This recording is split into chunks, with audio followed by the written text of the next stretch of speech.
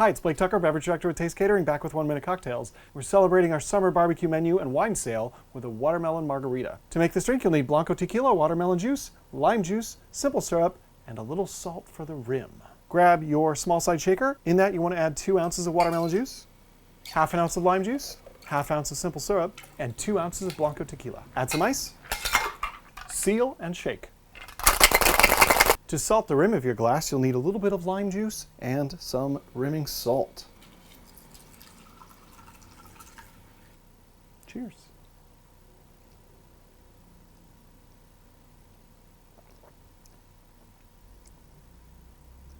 That is going to be fantastic with our brisket or roasted cauliflower next week. You can also order Rick's fantastic desserts. If you'd like to know more about our wine sale, go to rebrand.ly/wine sale. Cheers.